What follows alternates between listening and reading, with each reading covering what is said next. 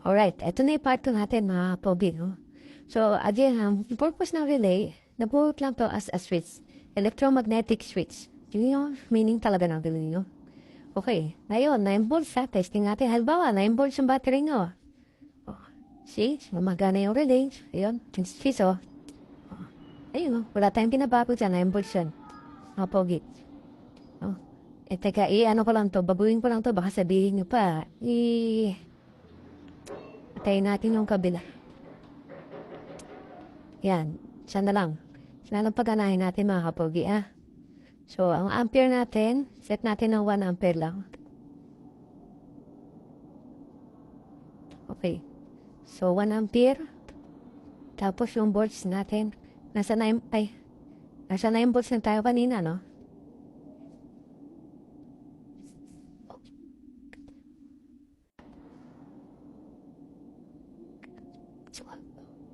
Okay. 9 volts testing again. Okay, nasa 9 volts tayo mga kapogi, ah. Ayan, wala nang gumagana yung kabila, ah. Isa na lang, baka sabihin yung nagdadaya ako. So, 9.43 volts. Testing natin. Ay, hindi pala yan ang output niya.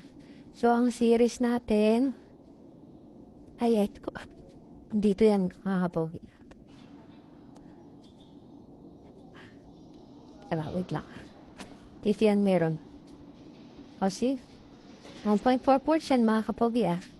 Okay, baka sabihin nga. Naglolo po tayo. O nagdadaya tayo. Yan, kasi merong nagmamagaling dito eh.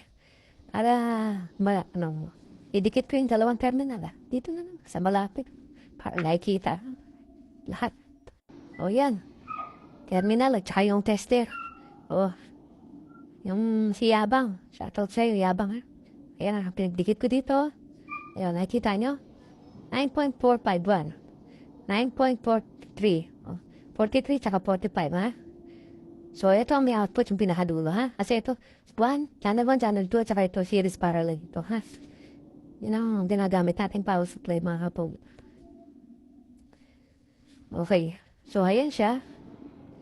9.43. Naglulo ko na yung aking, Hindi nga natin, 9 volts lang natin. Para walang butal. Para makita natin yung sinasabi ng protection nyo. Okay? So, 9 volts again, no? Testing tayo. So, remember na 9 volts lang yung battery nyo, no? Kasi ito, battery, sa ito power supply, isa lang yung mga kapatid, ha? No? Yung AC, ginagawa na itong DC. So, for example, 9 volts yan, 9 volts DC yan. Tingnan nga mga kapag. Yung relay, umiilaw, ayun. Naglalagitик, narinig niya, may lagitik.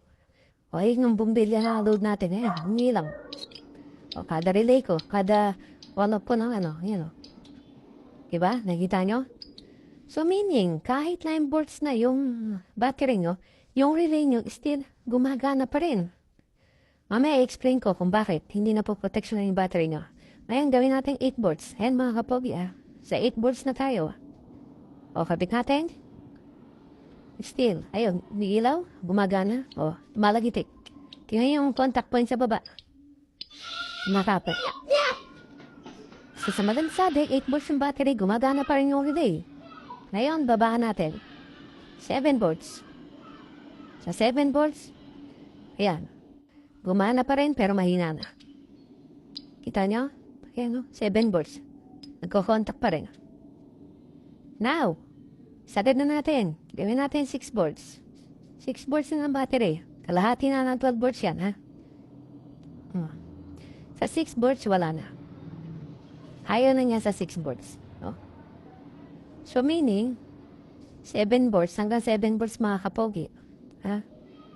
Gumagana pa rin. O, taasan natin ulit. Doon natin 7 volts. So, yun, no? Nag-load pa rin, no? So, meaning mga kapogi, no? Yung relay, napoproteksyonan niya kayo hanggang 7 volts lamang. No? Okay?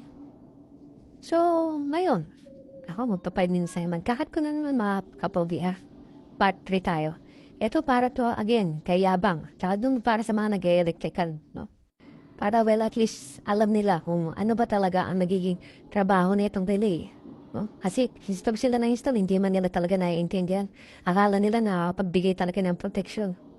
Mamaya, papaliwanag ko mga kapogi, ha? Okay?